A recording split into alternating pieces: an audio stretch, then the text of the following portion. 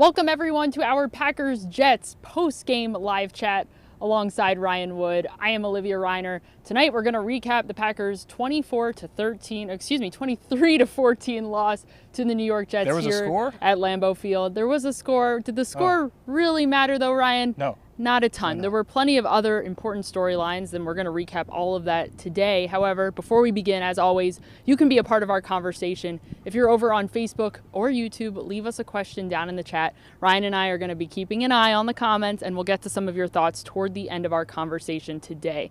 Although the score didn't necessarily matter in today's game, there were plenty of other big stories out of today, including quarterback Kurt Benkert's play. All eyes were on him today as the second-string quarterback, Jordan Love, is still dealing with a shoulder injury to his throwing arm. He did not play whatsoever today, and Benkert got most of the snaps. Benkert played decently well, especially considering the fact that he's working with the majority of the second-string offense going up against the Jets' first-string defense. He threw an interception. He had a fumble. He slipped a couple of times, one time to consecutive plays. We're not quite sure yet. Jury's still out on whether or not that was guard Royce Newman's fault, whether it was Benkert's fault. Regardless, how did Kurt Benkert look in his starting role tonight? Good enough to make a 53-man roster somewhere. I don't know if that's the Packers or not, but I asked Matt LaFleur exactly that after the game, and he said that, Kurt Benkert was not supposed to be a problem for the Packers. That was not supposed to happen. And he's a problem for the Packers right now because he's playing so well. If you look around the league and you see the quarterback depth play, 31 other teams around the league, it's lacking. You see what Kurt Benkert did, it looked pretty good. And it's looked pretty good for 2 weeks. Yes, it's had some unfortunate moments. He had a pick today, and that was on him. Matt LaFleur said he earmailed the pass to Patrick Taylor on that slant route a little bit. Kurt Benkert says the longest drive of his life when he fell just butt backwards twice in a row. I don't know. Have you ever seen that before? I can't say I have. I've never seen that before. And Kurt Benkert said he's never done that before. But you know what he did after that? So first down, Kurt Benkert falls backwards. Second down, Kurt Benkert falls backwards. Third down, second down, he gets up and runs 5 yards. Third and 8. Third down, he hits a 9-yard pass to Malik Taylor for a first down. They end up scoring on that drive. So it was impressive. I mean, he's a spunky quarterback, and he's played his way onto the roster bubble now.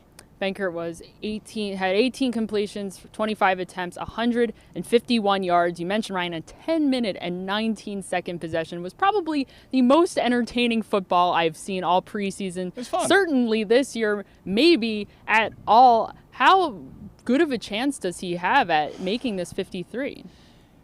A lot better than a couple weeks ago. I mean, look, it's really interesting because he's played his way onto the bubble. Look, his climb, it's still uphill. There's still ways to go. And if Jordan Love plays next week, this might be pretty much all the film that Kurt Benkert gets because you got to believe they're going to give Jordan Love as much film and as much snaps as you can possibly get to kind of accelerate that development for him. So this could be it for Kurt Benkert.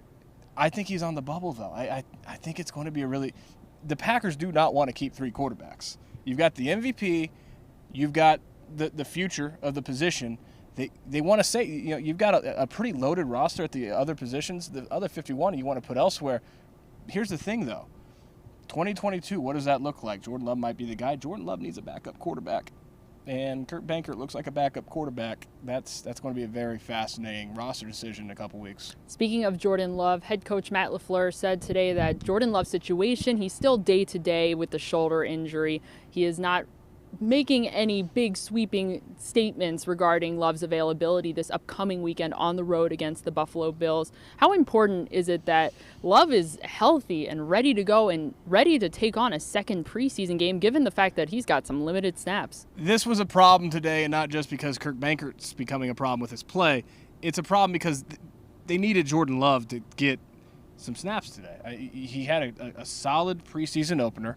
And ideally, you'd see a young quarterback who's never had any live NFL snaps build on that, crescendo that through the week, and see the corrections and the film study and the adjustments from game 1 to game 2 the next week. They weren't able to do that. So we'll see. I would have to think that he's going to play in Buffalo.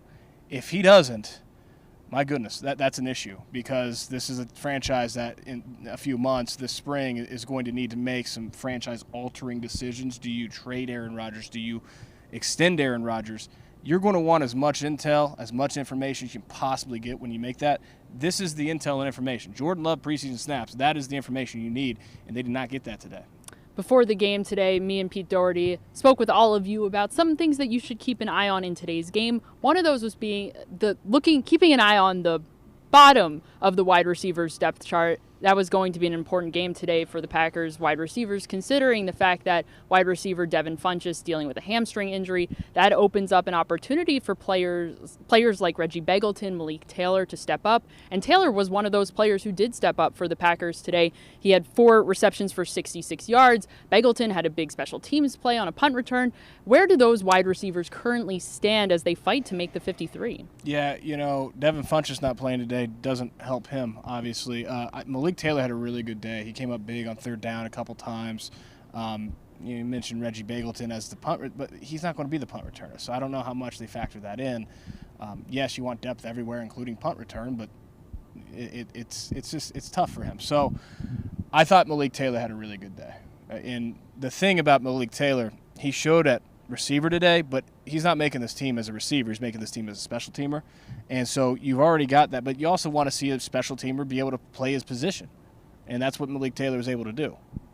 Let's flip it over to a discussion on some of the rookies today. Let's start with cornerback Eric Stokes. Today, going to be a big game for him, considering the fact that he's been going up against some of the top Jets wide receivers, including Corey Davis, in practice this week. Today was no different. Stokes didn't play a ton. However, he got some good reps against Davis. Davis beat him once on third down, and then Stokes beat him later on another third down play that same drive. Overall, how is Eric Stokes positioning himself to potentially be a starter on the 53-man roster? He's just getting better and better. And Matt LaFleur said, Matt LaFleur knows Corey Davis really well from his time with the Titans together, and he thinks that Corey Davis is one of the better receivers in the league. Now, Corey Davis has not looked against Eric Stokes the way Devontae Adams has looked against Eric Stokes, because those dudes are not the same.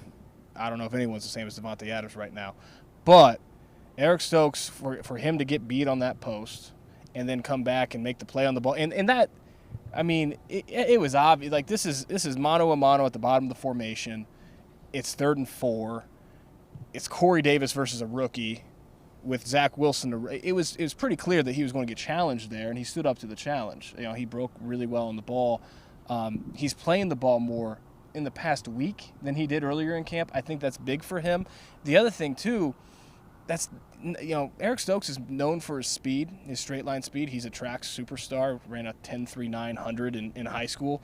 That's not a necessarily speed play. That's an instinctual cornerback play. He didn't need to flash speed there, and he's talked about how he doesn't want to flash speed. He wants to play with instincts and technique, and he showed that on that play against a really good receiver. So he just keeps getting better. I don't know how it's going to shake out. I still think Kevin King is likely to be the starter early in the season. But Eric Stokes is getting better, and he's making that an interesting call. One of the areas that the Packers defense absolutely had to improve on this week against the Jets was stopping the run. Last week against the Houston Texans, the Packers' run defense gave up 170 yards on the ground. This time around, they hung around 100, and a lot of that was thanks to rookie defensive lineman TJ Slaton, who had 4 tackles plus a sack. Not only is he showing that he can be stout against the run, he can also rush the passer. What role can he potentially play on this pretty thin defensive line? Look, TJ Slaton's a big dude, 330 pounds, heaviest player on the Packers roster, and when you see that, right, or just see it on paper, you're like, he's a run stuffer, he's a space filler, he's a guy that can defend the run, and he has shown some probably surprising pass rush ability potential, and he gets the sack today. He can play a little bit. I mean, for a rookie in the trenches, it is tough. It is tough sledding when you're a defensive lineman in your first camp, going against full-grown men on the other side of the ball for the first time. I know that he's played in the SEC of Florida, but it is not the same as the NFL. He has looked pretty solid for a rookie. He's clearly going to, I think, be on the 53. Question is, can he get defensive snaps? And the way it's going, I wouldn't rule it out. Flipping it over to the offensive side of the ball, all eyes tonight were on right guard Royce Newman as he started there for the first time in a preseason game. Listen, it's hard to evaluate offensive line play without going back and watching the offensive line specifically. However, how good of a case did he make for the starting role in tonight's game? Well, he did step on Kirk Bankert at least one of those times. But look, Matt LaFleur said that it was more on the quarterback than on the rookie offensive lineman. They have high standards for the quarterback, and he's got to pull away from center better than that.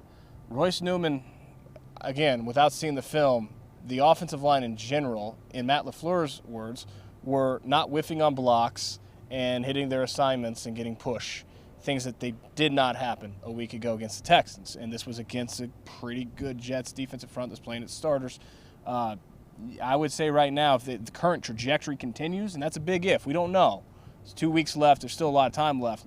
If the current trajectory continues, Royce Newman seems like he's on track to be the week one starting right guard. So still a long way to go, but he's positioned himself for that. Let's head over to Facebook right now for some of your questions. Thank you all so much for joining us. I won't call you night owls. It's surprisingly early. It is early. These preseason games go pretty quickly. Let's start with Gary over on Facebook. Gary says, was it just me, or does the new defense look a lot like the old defense? Coach changed, but I didn't see a big defensive change. What differences should Packers fans be noticing between defensive coordinator Mike Pettine's defense and defensive coordinator Joe Barry's defense? I can't say because I didn't see the Packers defense. That's not the Packers defense. They don't have Preston Smith, Darius Smith, Jair Alexander, Rashawn Gary, Devondre Campbell is going to be a starter, Kenny Clark, Adrian Amos, Darnell Savage Jr., go on down the list. That's not the Packers defense. Chris Barnes, one of the few starters, he made a big play on third and short. That's good to see. Those are backups. Some of those guys aren't making the team, so I can't make any evaluations for the season based off of that. Our Canadian friend Craig over on Facebook wants to know, what are your thoughts on former Calgary Stampeder Reggie Begleton? We discussed Begleton a little bit in his big punt return that got the Packers sideline very amped. Very excited. Very amped. Not so often you see a big explosive play on special teams. However, how did he stack up offensively today? What did he do? What do the numbers say? A couple catches for, I think he was the third. Did he have the fourth down? Did he have the 11 yards on fourth down? Mm-hmm. Right. So, he continued to drive. I thought Malik Taylor had the best day from a receiving standpoint, but Begleton was probably number 2. So, he's on the bubble. It's going to be a tough go for him. He might be on the wrong side of that bubble, but he's positioned himself. Lennox wants to know, is our depth a legitimate problem, or is it the schemes we're running on defense and special teams? Something doesn't feel right. The fact that the Packers had most of their second stringers out there, they might have only had 3 starters on offense and defense combined in today's game. The Jets, on the other hand, had all of their starters out there, including quarterback Zach Wilson. How do you evaluate when you see a score like 23-14, Packers loss? How do you evaluate what that score really means in the context of the fact that this is the preseason? I am so glad you asked that question, Olivia, because I have a public service announcement for all of you. Do not read preseason scores. They are harmful for your health. They tell you nothing. They are irrelevant. I put them in a game story. I don't tweet preseason scores. The scoreboard does not matter in the preseason. The film matters in the preseason. It's what happens on the field. So when you're looking at how do you evaluate today, Kirk Bankert had a big day. That's a problem for the Packers because, again, they don't maybe want to keep 3 quarterbacks on their roster, and he's giving them a decision to make. That's a bigger problem than losing because no team actually wins or loses the preseason. The games don't count. They don't go on your record. So the scoreboard, please, step away from the scoreboard, look at the film. What happens on the field is what's important, not what happens on the scoreboard. Let's take a question here from Alex. Alex wants to know, why didn't center Josh Myers play today? Are they just being safe, not risking him to injury? Myers played the first quarter. After that, we got to see Lucas Patrick play at center. Then we got to see Jake Hansen play at center later in the second half. Why did the Packers decide to keep Myers out, not play him as much as they did this past weekend against the Texans? Because he's a starter, and he had a very physical week going against the Jets. Got a lot of reps in Wednesday and Thursday in those joint practices. So, he had a long week. Not that they've seen all that they want from Josh Myers, but they've seen a lot of Josh Myers, and they know he's their starting center. You don't want him. They know enough to know that they don't want him to be injured. Fair enough.